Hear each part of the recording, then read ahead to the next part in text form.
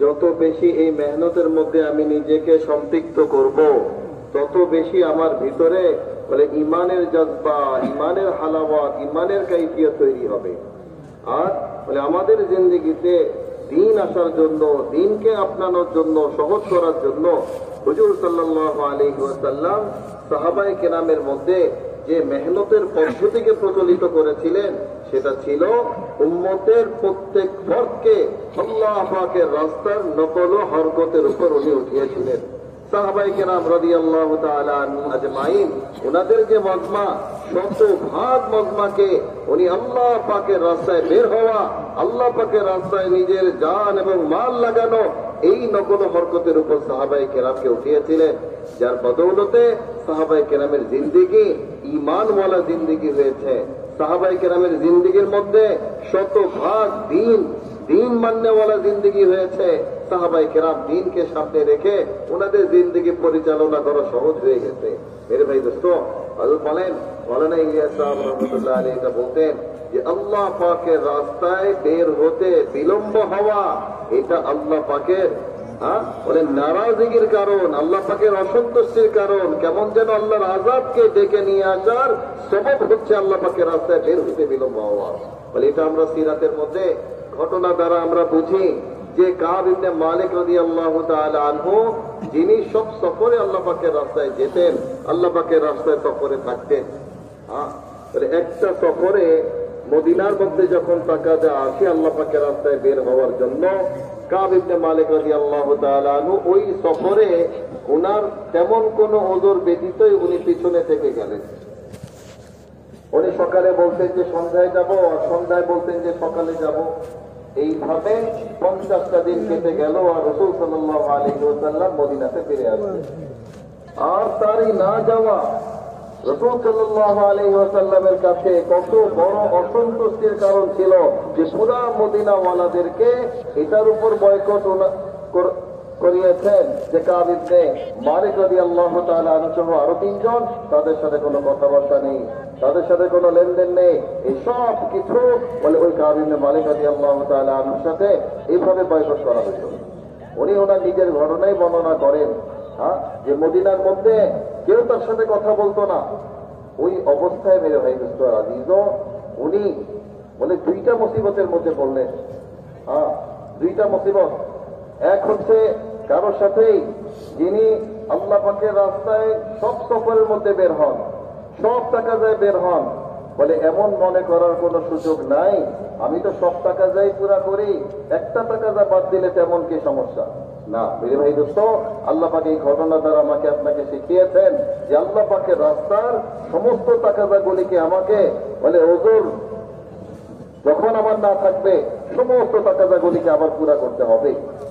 তো উনি এই ঘটনা নিজেই বয়ান করেন যে আমার এমন অবস্থায় আশঙ্কা হইল যে আজকে যদি আমি এই অবস্থায় মদিনার মধ্যে ইন্তেকাল করি, হয়তো নবী সাল্লাল্লাহু আলাইহি ওয়াসাল্লাম আমার জানাজার নামাজও পড়াবেন না, আমার জানাজার নামাজ পড়বেন না নবী সাল্লাল্লাহু আলাইহি ওয়াসাল্লাম। এই জন্য মেরে ভাই দোস্ত, দ্বিতীয় যে মুসিবতের মধ্যে উনি পড়েছেন যে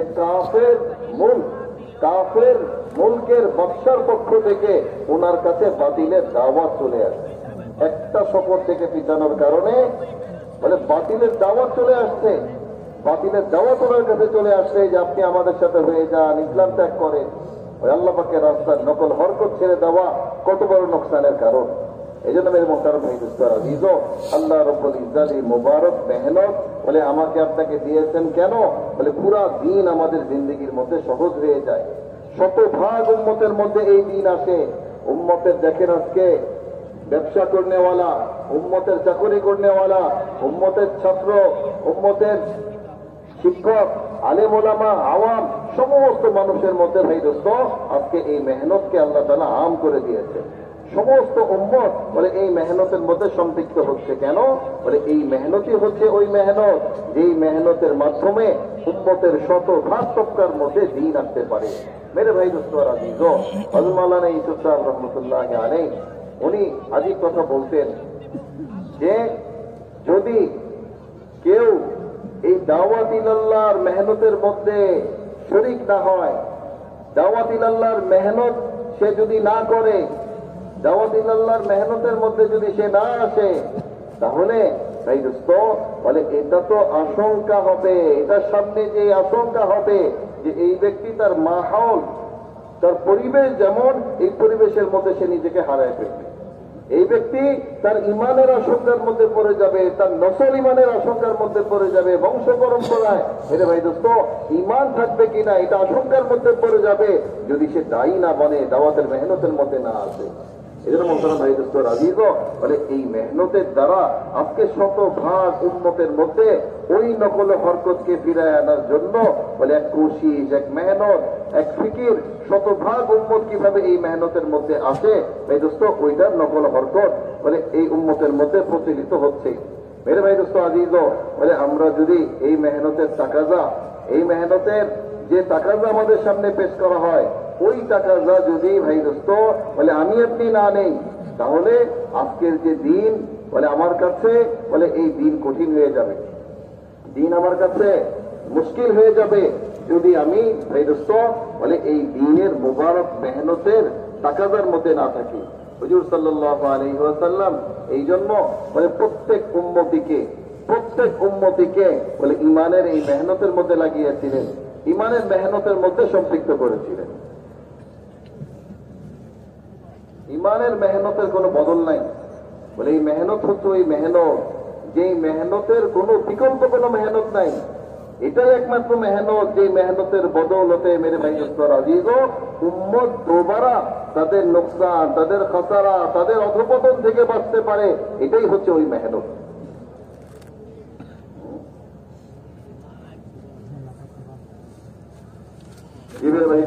বলে যে এটা কোনো সরসরি কোনো মেহনত না, যে আমি আপনি মনে করলাম যে যখন সুযোগ হবে, সময় হবে আমি করব, এইভাবে সরসরি নজরে দেখার মতো কোনো মেহনত না। বলে এই মেহনত তো ফরজের দরকার মেহনত, এই মেহনত ফরজের দরকার মেহনত। আরে এই মেহনতের দ্বারা ফরজ জিন্দা হবে, এই মেহনতের দ্বারা আমার জিন্দগির মধ্যে, আমার নসলের মধ্যে দিন থাকবে। এই জন্য ভাই দোস্ত এই মেহনতটাকে আমাদের সরসরি নজরে দেখার কোনো সুযোগ নাই।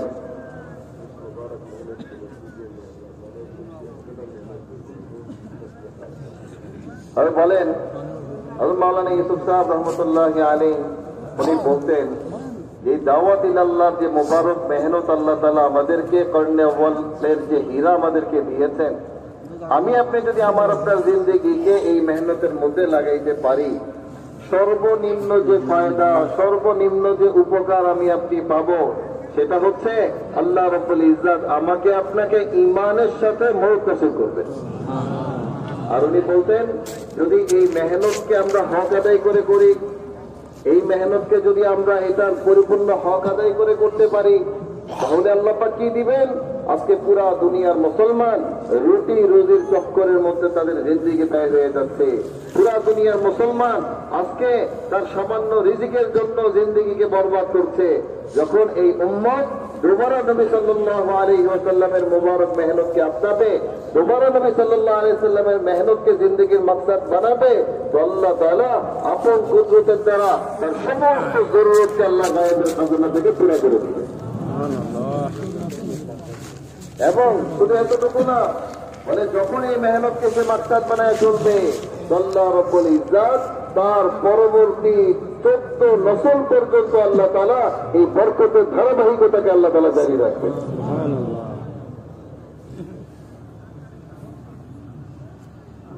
এই জন্য মেরে ভাই দোস্ত বলে আল্লাহ তাআলা এই মেহনতের মধ্যে যখন আমি আপনি বলে ফিকিরের মধ্যে থাকবো, আমি আপনি জুহুদের মধ্যে থাকবো, তো আল্লাহ তাআলা কি করবেন? বলে আল্লাহ তাআলা দিন মানা বলে এটা সহজ তরিকা, পরিবেশটাকে এমন বানায় দিবেন যে আমার আপনার জন্য দিন মানা সহজ হয়ে গেছে। যত আমি এই রাস্তার মধ্যে চলতে থাকবো, তো আল্লাহ পাকের পক্ষ থেকে বলে দিনের সমঝ, সহি ফাহাম আল্লাহ পাকের পক্ষ থেকে ওই ইলম আল্লাহ তাআলা দিবেন, যে ইলমের দ্বারা ভাই দোস্ত বলে আমি দিনের উপর সহি তরিকায় চলতে পারব। সাহাবায়ে কেরাম রাদিয়াল্লাহু তাআলা আনহুম আজমাইন উনারা যখন এই রাস্তার উপর চলেছেন, আপনার জানমাল সময় লাগিয়েছেন, তখন কি হয়েছে?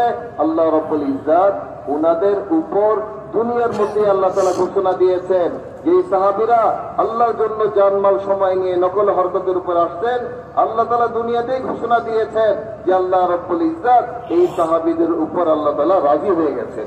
তাই দোস্ত, আল্লাহ তাআলা আমাদের এই মেহনতের বদৌলতে আমাদেরকেও যখন আমি আপনি টাকা জানিয়ে চলবো, মেহনতের মধ্যে হরকতে থাকবো, তো আমার আপনার মানে আল্লাহ তাআলার রেজামন্দের জজবা আমার আপনার দিলের মধ্যে আসে যে আমি আল্লাহর উপর রাজি, আমি আল্লাহ পাকের উপর রাজি, আল্লাহর দ্বীনের উপর আমি রাজি, আল্লাহ পাকের যে দ্বীন, আল্লাহ পাকের যে হুকুম, এই হুকুমের উপর আমি সন্তুষ্ট, এটা আমার দিলের মধ্যে আসবে। তো এই মোতাবেক আমি আমার জিন্দগি চালাইতে পারবো। আর যখন কবরের মধ্যে নামবো, কবরে যখন আমাকে আপনাকে নামানো হবে আর ফেরেশতারা জিজ্ঞেস করবে মান রব্বুকা, যে তোমার রবকে, তখন আমার দিল থেকে আওয়াজ আসবে যে রব্বি আল্লাহ, আমার রব তো আল্লাহ। আর যখন দিন সম্পর্কে জিজ্ঞেস করা হবে, ওই মেহনত নকল হরকতের বদৌলতে যে দিনের সাথে আমার সম্পর্ক তৈরি হয়েছে, এই ভাই দোস্ত, আল্লাহ তাআলা বলে কবরের মধ্যে আমার দিন থেকে আওয়াজ বের করবেন যে আমার দিন ইসলাম এবং আমার নবী হচ্ছে মুহাম্মদুর রাসূলুল্লাহ সাল্লাল্লাহু আলাইহি ওয়াসাল্লাম। ভাই দোস্ত, এই মেহনত আমার এই দুনিয়ার মধ্যে আমার জিন্দেগিতে পুরা দিন আসার মেহনত, এবং এই মেহনত কবরের মধ্যে আমার সমস্ত মাসলা হলের জন্য এই মেহনত আল্লাহ তাআলা দিয়েছে। 01966 তাকওয়া পরহেজগারিওয়ালা জিন্দেগি তাকে দান করবে। আর যদি এই মেহনতের মধ্যে ওলামা, এই মেহনতের মধ্যে পরহেজগার মুত্তাকি যারা, তারা যদি এই মেহনতের মধ্যে লাগে, তাহলে তাদের ইমানের মধ্যে আল্লাহ তাআলা আরো ইজাফা করবেন, আরো প্রবৃদ্ধি দান করবেন, তাদের ইমানকে আল্লাহ তাআলা আরো শক্তিশালী করে দিবেন, আরো পরহেজগারি আল্লাহ পাক তাদেরকে দিবেন। কেন? এটা সাইয়্যিদুল আম্বিয়া ওয়ালি মেহনত, এটা নবীওয়ালা কাজ, হুজুর সাল্লাল্লাহু আলাইহি ওয়াসাল্লাম ওয়ালা মেহনত।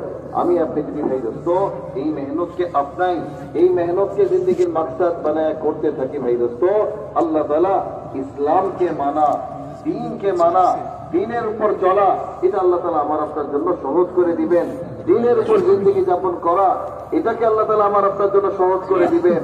যত বেশি আমি কোরআনকে পড়বো, যত বেশি আমি মানে ইমানের মেহনত করতে থাকবো, তত আমার নামাজের মধ্যে খুশু আসতে থাকবে, তত আমার দোয়ার মধ্যে তওবাত আসতে থাকবে, আমার দোয়ার মধ্যে আল্লাহ পাক কবুলিয়ত দিবেন যখন আমি এই মেহনতের মধ্যে নিজেকে লাগাবো। ভাই দোস্ত, যত এই মেহনতের মধ্যে চলবো, তো ইসলামী জিন্দেগি আমাদের জন্য সহজ হয়ে যাবে। साहबी रसूल है, जंगल के रास्ते से गुजर रहे हैं, अल्लाह अकबर, जंगल में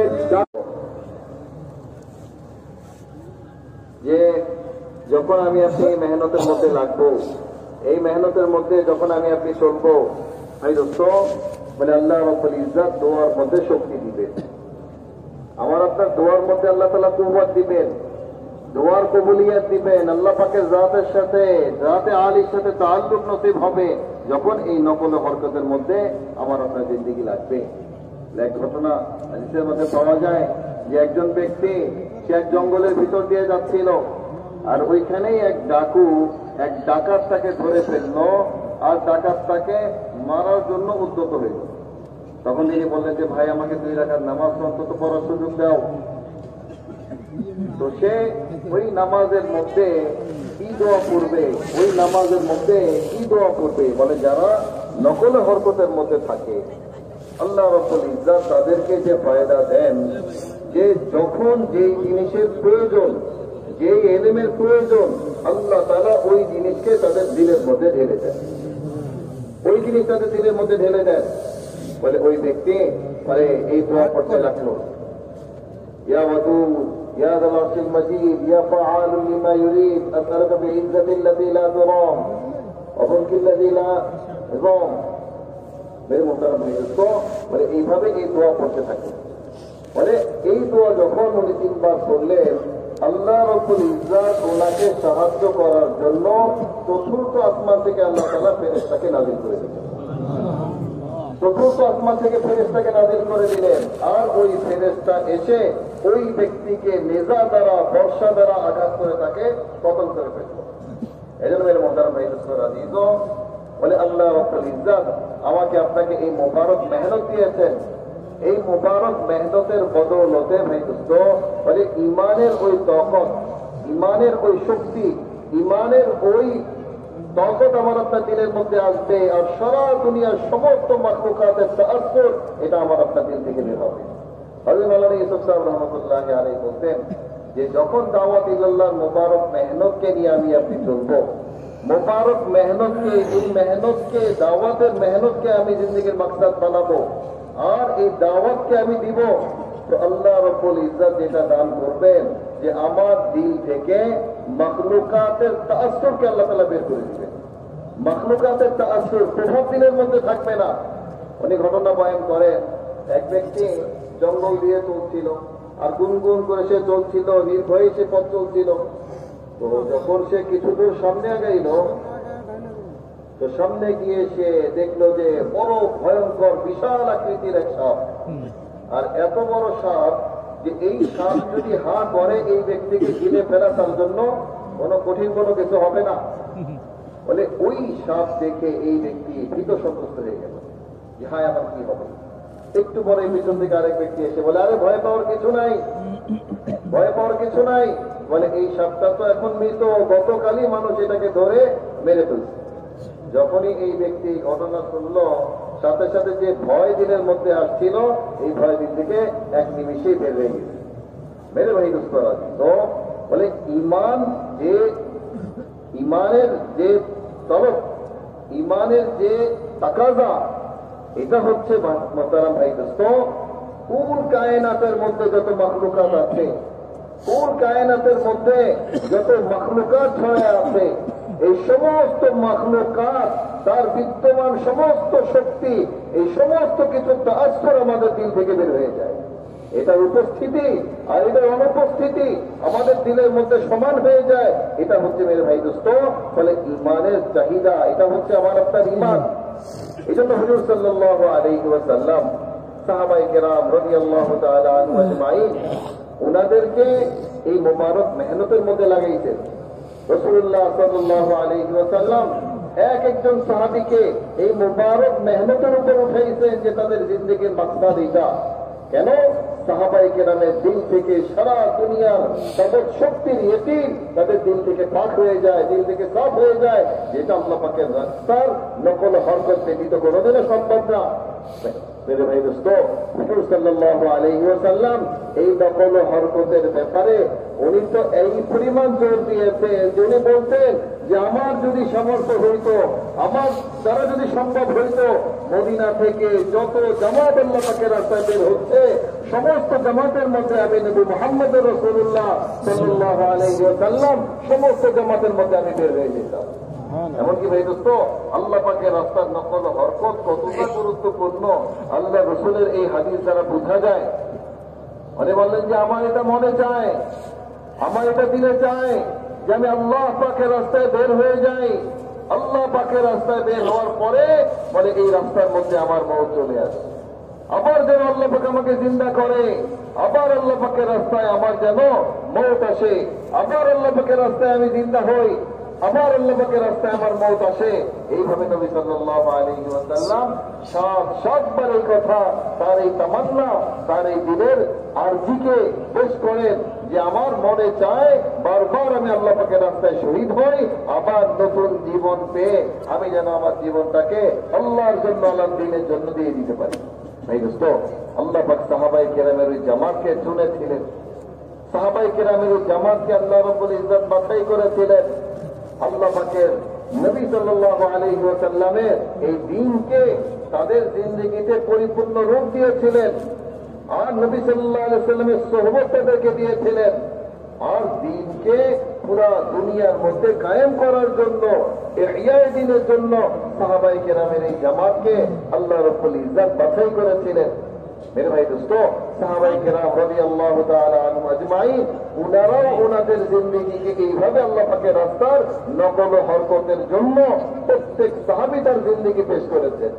ভাই দোস্ত, যতক্ষণ পর্যন্ত আল্লাহ পাকের রাস্তার নকল হরকত হবে না, যতক্ষণ পর্যন্ত আল্লাহ পাকের রাস্তায় আমি আপনি বের হব না, বলে ওই সময় পর্যন্ত এই কোরআনকে বোঝা, এই কোরআনকে চেনা, এই কোরআনের তাকাজাকে বোঝা, এটা কোনোদিন আমার আপনার দ্বারা সম্ভব হবে না যতক্ষণ পর্যন্ত ওই সাহাবীওয়ালা নকল হরকতের উপর আমি আপনি না আসি।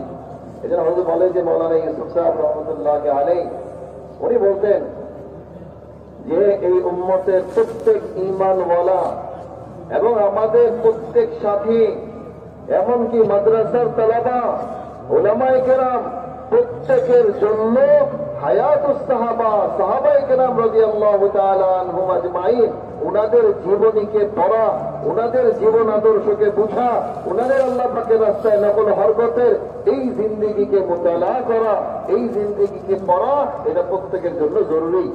যদি সাহাবায়ে কেরামের জিন্দেগি আমি আপনি না পড়ি, সাহাবায়ে কেরামের জিন্দেগি আমার আপনার সামনে না আসে, তাই তো বলে আমি কুরআন এবং হাদিসের সহি অর্থ বোঝা এটা আমার জন্য কঠিন হয়ে যাবে। আমি নিজ জায়গায় বসে কোরআন এবং হাদিসের সহি মর্মার্থ আমি বুঝতে পারবো না যদি আমি আল্লাহ পাকের রাস্তায় আপনার জান এবং মালকে না লাগাই। এই জন্য মোহতারাম ভাই আজিজ, যখন আমি আল্লাহ রাস্তায় নকল হরকতের মধ্যে থাকবো, তো কোরআন যখন পড়বো তো কোরআনের সহি তাকাজা আমার সামনে আসবে। যখন আমি নামাজ পড়বো তো নামাজের মধ্যে আমার খুশু আসবে। যখন আমি নকল হরকতের মধ্যে থাকবো আমার দোয়ার মধ্যে শক্তি আসবে, আমার দোয়ার মধ্যে কবুলিয়াত আসবে।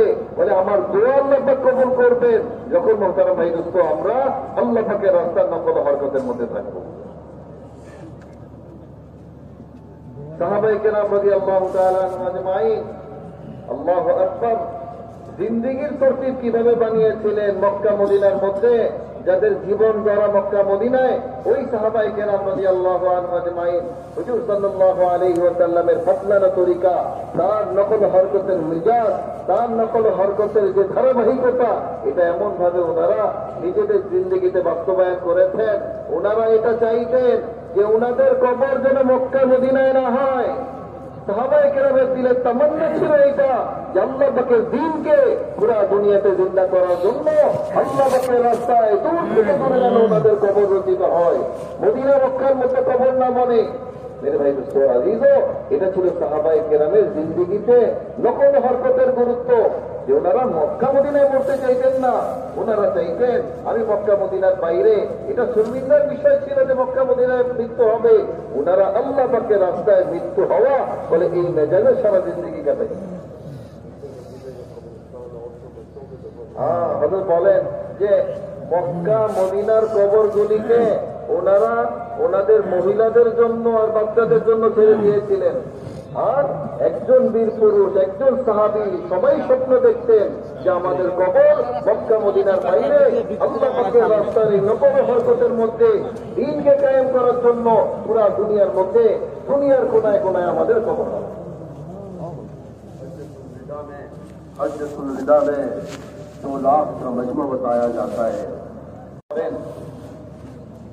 এই বিশাল মজমার মধ্যে মানে 1,85,000 সাহাবী, ওনারা মক্কা মদিনার বাইরে সারা দুনিয়ার মধ্যে ওনাদের কবরকে বানাইতেন। মাত্র 15,000-এর মতো সাহাবার কবর মক্কা মদিনার মধ্যে পাওয়া যায়। এটা ছিল সাহাবায়ে কেরামের জিন্দেগির তারতিব।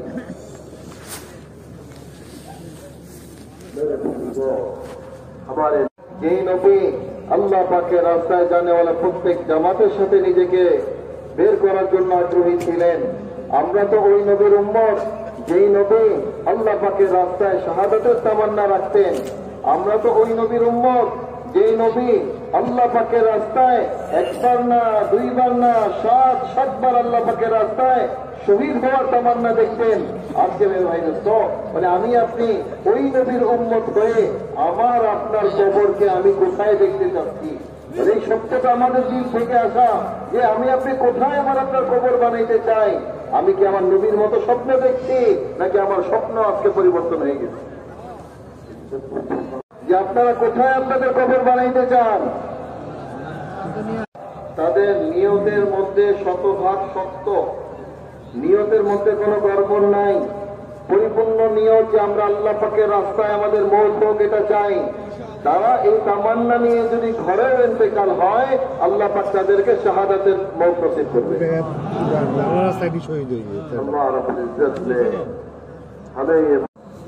বলেন যে আল্লাহ রাব্বুল ইজ্জত আমাকে আপনাকে যে মুবারক এই দিনের মেহনত দিয়েছেন, যে দিনের দৌলত আল্লাহ তাআলা আমাকে আপনাকে দিয়েছেন, এটার দ্বারা এক তো হচ্ছে যে আমাদের ভিতরে ইমানের ওই তকত ফিরে আসবে, এই মুবারক মেহনতের দ্বারা দিন আমাদের জিন্দেগির মধ্যে আসবে। উনি বলেন এটা কোনো এক দুইটা আমলের কোনো মেহনত না, বলে এই মেহনত তো হচ্ছে মেরে ভাই দোস্ত অনেক আমলের সমষ্টি হচ্ছে এই মুবারক মেহনত। অনেক আমলের সমন্বয় যে মেহনতের মধ্যে হয়েছে এটা হচ্ছে দাওয়াতুল তাবলীগের মেহনত। এটা একটা দুইটা বলে কালমার নামাজের মেহনত না, পুরা দিন উম্মতের মধ্যে আসে, এটার পরিপূর্ণ মেহনত হচ্ছে দাওয়াতুল তাবলীগের মেহনত। এই জন্য উম্মতের প্রত্যেক ফরজের তাআল্লুক এই মেহনতের সাথে হওয়া, প্রত্যেক ব্যক্তির সম্পর্ক সম্পৃক্ততা এই মেহনতের সাথে হওয়া, এটা অতি আবশ্যক মেরে ভাই দোস্ত। হুজুর সাল্লাল্লাহু আলাইহি ওয়াসাল্লামের মেহনতের বদৌলতে সাহাবায়ে কেরাম রাদিয়াল্লাহু তাআলা আনহুম আজমাইন মসজিদে যেমন ওনারা দ্বীন শিখনেওয়ালা হয়েছিলেন, ওই জামাত নিজেদের ঘরে গিয়ে নিজেদের পরিবার পরিজনদেরকে দ্বীন শিখানেওয়ালা হয়েছিলেন।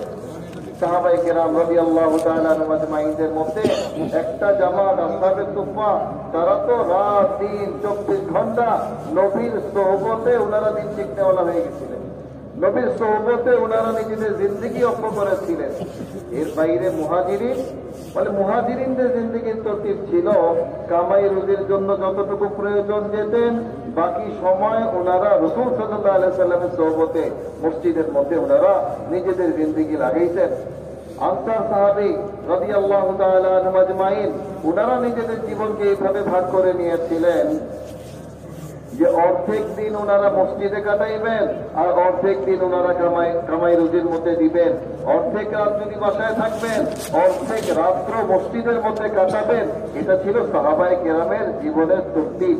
মেরে মোহতারাম ভাই দোস্ত, আজকে দাওয়াতুল তাবলীগের মেহনতের দ্বারা হুজুর সাল্লাল্লাহু আলাইহি ওয়াসাল্লামের ওই মেহনত সাহাবীদের মধ্যে প্রচলিত ছিল, সেটাকে ফিরায় আনার চেষ্টা করা হচ্ছে। ওই মেহনতের দিকে ফিরে যাওয়া, এটাই হচ্ছে আমাদের দাওয়াতুল তাবলীগের মেহনতের মাকসাদ। কেন? যাতে এই উম্মতের হারানো ওই যোগ্যতা যেন আবার ফিরে আসে, উম্মতের হারানো যোগ্যতা যেন আবার ফিরে আসে। হুজুর সাল্লাল্লাহু আলাইহি ওয়াসাল্লামের এই মুবারক মেহনত, এই মুবারক মেহনতের তরতিবের বদৌলতে শতভাগ উম্মতের মধ্যে দিন আসছে। উম্মতের মধ্যে উলামাদের জামাত তৈরি হয়েছে। উলামাদের জামাত বলে হুজুর সাল্লাল্লাহু আলাইহি ওয়াসাল্লামের জামানায় প্রায় 130 জন উলামায়ে কেরাম এমন ভাবে তৈরি হয়েছিলেন যে এই উলামায়ে কেরাম নবী সাল্লাল্লাহু আলাইহি ওয়াসাল্লামের জীবন দশায় ওনারা ফতোয়া দিতে পারতেন। এটা হুজুর সাল্লাল্লাহু আলাইহি ওয়াসাল্লামের একটা মুজিজা যে আল্লাহ রাব্বুল ইজ্জত উনাকে যে কোরআন দিয়েছিলেন, এটা নবী সাল্লাল্লাহু আলাইহি ওয়াসাল্লামের এক জীবন্ত মুজিজা। কিয়ামত পর্যন্ত যতদিন আল্লাহ তাআলা জমিনের মধ্যে কোরআনকে রাখবেন, ওই সময় পর্যন্ত আল্লাহ তাআলা উলামায়ে কেরামকে জমিনের মধ্যে রাখবেন। ভাই দোস্ত, এই জন্য আমার আপনার জিন্দেগির তাআল্লুক, প্রত্যেক আওয়াম সাধারণ সাথীদের জিন্দেগির তাআল্লুক উলামাদের সাথে হওয়া, উলামায়ে কেরামের কাছে জিজ্ঞেস করে করে চলা, এটা মেরে মুহতারাম ভাই দোস্ত সাহাবায়ে কেরামের জিন্দেগি থেকে চলে আসছে। সাহাবায়ে কেরামের জিন্দেগির ধারাবাহিকতা ছিল এমন যে ওনারা উলামায়ে কেরামের কাছে জিজ্ঞেস করে করে চলতেন। হুজুর সাল্লাল্লাহু আলাইহি ওয়াসাল্লাম মুবারক মেহনতের যে ধারাবাহিকতা সাহাবীদের জামানায় যেভাবে উনি তৈরি করেছিলেন, সেই ধারাবাহিকতা ছিল এমন ভাই দোস্ত যে সাধারণ যে তবকা ছিল, এই সাধারণ সাহাবায়ে কেরামের তবকা, তাদের ইমানিয়াতের লাইনে পরিপূর্ণ জ্ঞান ছিল, তাদের যতটুকু প্রয়োজন ইবাদতের লাইনের এলেম ছিল, ব্যবসা বাণিজ্য কায় কারবার, যেটা অনেক গুরুত্বপূর্ণ ইসলামী জিন্দেগির মধ্যে, যেটার উপর অনেক কিছু নির্ভর করে, এই মুআমালাতের জিন্দেগির প্রয়োজনীয় এলেম প্রত্যেক সাহাবীদের মধ্যে ছিল। মুআশারা, আমার বাবা মার কি হক, বিবি বাচ্চা আত্মীয় স্বজনের কি হক, পাড়া প্রতিবেশীর কি হক, মৌলিক এই জ্ঞান, এই এলেম প্রত্যেক সাহাবায়ে কেরামের মধ্যে ছিল। আখলাকের এলেম ছিল। বাকি ভাই দোস্ত তাফসীলি এলেম তো ওই যে 130 জন সাহাবী, তাদের কাছে তাফসীলি বিস্তারিত এলেম ছিল। ভাই দোস্ত, আজকে এই দাওয়াতুল তাবলীগের মেহনতের দ্বারা মানে কি চাওয়া হচ্ছে? চাওয়া হচ্ছে হুজুর সাল্লাল্লাহু আলাইহি ওয়াসাল্লামের জামানায় এলেম শিখার যে ধারাবাহিকতা ছিল, এলেম শিখানোর যে তরতিব কায়েম হয়েছিল, আজকে দাওয়াতুল তাবলীগের মেহনতের দ্বারা এলেম শিখা এবং শিখানোর ওই ধারাবাহিকতাকে আবার জিন্দা করার কোশিশ করা হচ্ছে। ওলামায়ে কেরাম বলে ওনারা আমাদের সম্পদ, ওলামায়ে কেরাম বলে ওনারা হুজুর সাল্লাল্লাহু আলাইহি সাল্লামের ওয়ারিস, বলে ওলামায়ে কেরাম ওনারা বলে ওনাদের জিন্দেগির একটা সময় ওনারা আল্লাহর ঘর মসজিদের জন্য অর্থ করেন। আর সাধারণ থেকে সাধারণ মানুষ ওনারা জীবনের একটা সময় এলেম শিখার জন্য ওনারা মসজিদের মধ্যে আসেন, যাতে শতভাগ উম্মতের মধ্যে এলেম জিন্দা হয়ে যায়। সাহাবায়ে কেরাম রাদিয়াল্লাহু তাআলা আনহুম আজমাইন ওনাদের জিন্দেগি দেখলে পাওয়া যায় যে হুজুর সাল্লাল্লাহু আলাইহি ওয়াসাল্লামের ইন্তেকালের পরেও ওনাদের মধ্যে উলামায়ে কেরামের দিকে যাওয়া, উলামায়ে কেরামের কাছে পুছপুছকার জানা, উলামায়ে কেরামের কাছে জিজ্ঞেস করে করে চলা, এটা সাহাবায়ে কেরামের জিন্দেগির মধ্যে পাওয়া যায়। সাহাবায়ে কেরামের সিফাত এটা নতুন কোন ধারাবাহিকতা, নতুন কোন তাকাজা না। সাহাবায়ে কেরাম রাদিয়াল্লাহু তাআলা আনহুম আজমাইন মানে ওনাদের সময় এমন ছিল, হুজুর সাল্লাল্লাহু আলাইহি ওয়াসাল্লাম উনি একবার এই হাদিস বয়ান করেন আয়েশা রাদিয়াল্লাহু তাআলা আনহার ব্যাপারে, যে আল্লাহ পাক যে আমাকে এলেম দিয়েছেন, এই এলেমের অর্ধেক তো তোমাদের কাছে আছে, আর আল্লাহ পাক যে আমাকে এলেম দিয়েছেন এই এলেমের বাকি অর্ধেক তোমরা মানে এই আয়েশা রাদিয়াল্লাহু আনহা তার কাছ থেকে তোমরা বাকি অর্ধেক শিখে নিও। মানে একজন ঘরের মাস্তুরাতকে কিভাবে তৈরি করেছিলেন, একজন ঘরের মেয়েকে কিভাবে তৈরি করেছিলেন, বিবিকে কিভাবে তৈরি করেছিলেন, যার কারণে পরবর্তীতে দেখা যায় সাহাবায়ে কেরাম রাদিয়াল্লাহু আনহুম আজমাইন কোন একটা বিষয়ে যখন নিজেদের মধ্যে মতানৈক্য তৈরি হতো, নিজেদের মধ্যে কোন একটা বিষয়ে যখন নিজেরা সিদ্ধান্তে পৌঁছতে পারতেন না, তখন ওনারা আয়েশা রাদিয়াল্লাহু আনহার দরবারে চলে যেতেন, ওনার দুয়ারে দাঁড়িয়ে জিজ্ঞেস করতেন, আম্মাজান বলে এই জিনিসের মাসলা কি, এটার হল কি? বলে ওই আম্মাজান আয়েশা রাদিয়াল্লাহু আনহা এত নবী সাল্লাল্লাহু আলাইহি সাল্লামের সোহবতে এত বেশি ইলমের অধিকারী উনি হয়েছিলেন যে ওই কঠিন থেকে কঠিন মাসলা আয়েশা রাদিয়াল্লাহু আনহা বলে দিতে পারতেন। মেরে ভাই দোস্ত, এই মুবারক মেহনত বলে এই মেহনতের দ্বারা আজকে চাওয়াই হচ্ছে এইটা যে হুজুর সাল্লাল্লাহু আলাইহি সাল্লামের মেহনতের প্রতি তোমার যেন জিন্দা হয়ে যায়, শতভাগ আওয়ামের মধ্যে এলেম জিন্দা হয়ে যায়, শতভাগ ওলামায়ে কেরাম তাদের জিন্দেগির মূল্যবান একটা সময় তারা মসজিদের মধ্যে ওয়াকফ করে, যাতে নবী সাল্লাল্লাহু আলাইহি সাল্লামের পূর্ণাঙ্গ জিন্দেগি আর জিন্দেগির মেহনতের বদৌলতে পুরা দুনিয়ার মধ্যে এই দ্বীনে মুবারক আবারও জিন্দা হয়ে যায়। আল্লাহ নবী সাল্লাল্লাহু আলাইহি ওয়াসাল্লাম নিজে চলে যখন ওই জমিনের মধ্যে বৃষ্টি বর্ষণ করে, ওই মৃত জমিনটা আবার সজলা সফলা সুন্দরভাবে আবার ওই জমিনের মধ্যে গাছপালা এটা জন্ম নিয়ে নেয়, জমিন আবার জিন্দা হয়ে যায়। হুজুর সাল্লাল্লাহু আলাইহি ওয়াসাল্লাম কেন তার ইলমকে বাদলের সাথে উদাহরণ দিলেন? মেরে মুহতারাম ভাই দোস্ত, বলে উলামায়ে কেরাম এবং আওয়াম বলে তারা যে এলেমের সাথে তাদের সম্পৃক্ততা, তাদের এলেমের সাথে যে মশগালা, এটার উদাহরণ হবে ওই বাদলের মতো, মেঘের মতো। যখন আওয়াম এবং ওলামায়ে কেরাম তাদের ঈমানকে নিয়ে, তাদের আমলকে নিয়ে, তাদের এই রুহানিয়তকে নিয়ে আল্লাহ পাকের রাস্তার নকল হরকতের মধ্যে আসবে, সারা দুনিয়ার মধ্যে যত মুর্দা দিল বান্দা রয়ে গেছে, সারা দুনিয়ার মধ্যে যত হিদায়াত থেকে বঞ্চিত আল্লাহ পাকের বান্দা রয়ে গেছে, ওলামায়ে কেরাম এবং আওয়াম বলে আমাদের সাধারণ মানুষের এইভাবে বাদলের মতো, মেঘের মতো আমরা যখন একসাথে আল্লাহ পাকের রাস্তায় চলতে থাকবো ভাই দোস্ত, সারা দুনিয়ার ওই মুরতাদিল বান্দাদেরকে আল্লাহ পাক দুবারা হেদায়েত দিয়ে দিবেন, ওই মুরতাদিলগুলিকে আবার জিন্দা করে দিবেন যখন একসাথে আমরা আল্লাহ পাকের রাস্তায় চলবো।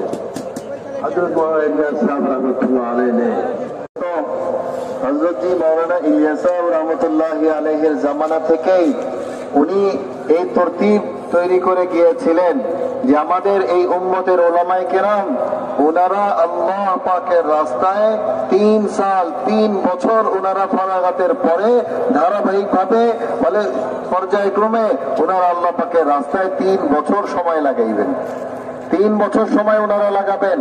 মেরে ভাই দোস্তরা দিত বলে ওলামায়ে কেরামের এই নকল হরকত আজকে আল্লাহ তাআলা বলে দুনিয়ার মধ্যে উজুদে নিয়ে আসছেন।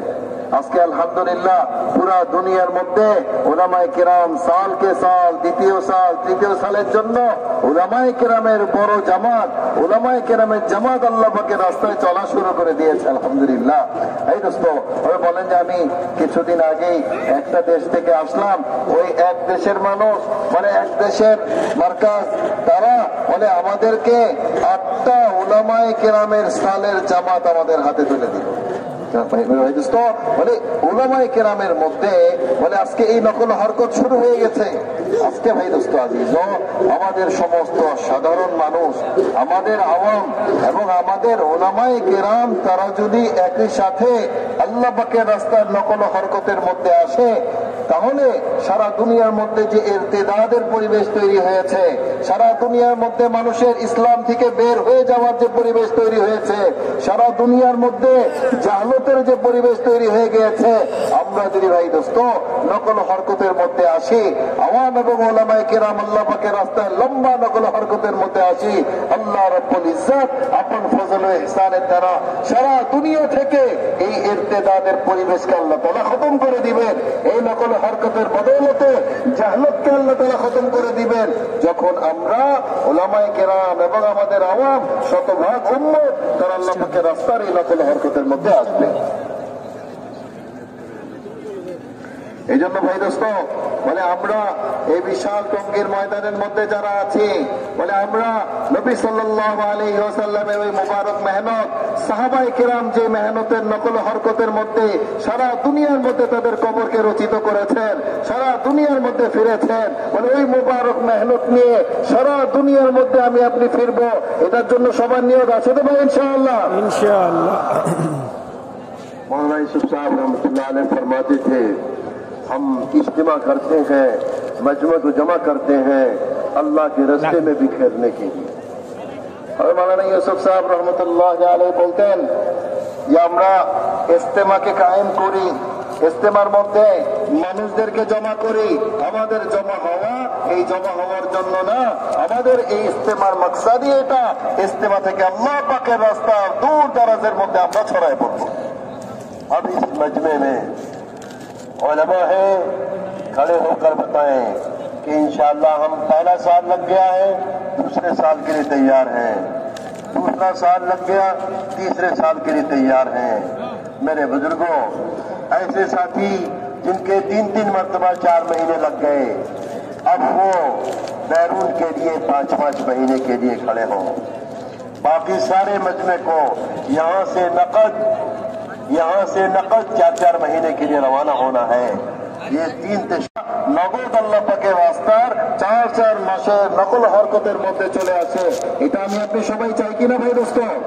এই জন্য ভাই দোস্ত বলে আমাকে আপনাকে এই তশকিলটা বুঝে আনার জন্য মদদগার হইতে হবে।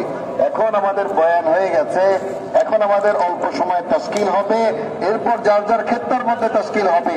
এই অল্প সময়ের জন্য হযরত তশকিল করেছেন, এই তশকিলটাকে একটু যদি আনার জন্য আমরা ধৈর্যের সাথে বসবো তো ভাই ইনশাআল্লাহ। মেরে ভাই দোস্ত বলেন যে সমস্ত ওলামায়ে হযরত ওলামায়ে কেরাম ওনাদের আগে সাল হয় নাই, সালের জন্য আগে সাল হয়েছে, দ্বিতীয় সালের জন্য আগে দ্বিতীয় সাল হয়েছে, তৃতীয় সালের জন্য ওই সাহাবীওয়ালা ইলম নিয়ে হরকতকে সামনে রেখে পুরা দুনিয়ার মধ্যে আমরা মেহনতের জন্য আল্লাহ পাকের রাস্তায় বের হয়ে যাব। যারা 3বার 3 চিল্লা হয়েছে, আমরা আল্লাহ পাকের রাস্তায় সারা দুনিয়ার সফরের জন্য আমরা বের হয়ে যাব। আর পুরা মজমা এখান থেকে নকল হরকত 4 মাসের জন্য নকল হরকতের মধ্যে বের হয়ে যাব, আল্লাহ পাকের রাস্তায় খুরুজে বের হয়ে যাব। এই জন্য প্রত্যেক সাথীকে মুতাওয়াজ্জহ হইতে হবে, কলবি তাকাত সবার দিলকে এখানে জমাইতে হবে যে আমরা দিলে দিলে এটা চাই আজকের এই টঙ্গীর ইজতেমা বলে সারা দুনিয়ার সামনে এই নমুনা হয় যে টঙ্গীর ময়দান থেকে শতভাগ মজমা আল্লাহ পাকের রাস্তায় বের হওয়া হয়ে গেছে। এই জন্য মোহতারাম ভাই দোস্ত আল্লাহ পাক আমাদের এই জমা হওয়াকে ভরপুর কবুল ফরমান। ভাই দোস্ত এই জন্য শুরুতেই আমরা মানে উলামায়ে কেরাম যাদের সাল, দ্বিতীয় সাল, তৃতীয় সাল মানে এই তাকাজা যাদের সামনে ওলামা হযরত বলে আমরা মেহরবানি করে আমরা দাঁড়িয়ে যাই, আমাদের নাম লেখাই যে আল্লাহ পাকের রাস্তায় আমরা সালের জন্য, দ্বিতীয় সালের জন্য, তৃতীয় সালের জন্য তৈরি আছি তো ভাই ইনশাআল্লাহ। কারা কারা তৈরি আছে একটু হিম্মত করে দাঁড়াই দেখি ভাই দোস্ত।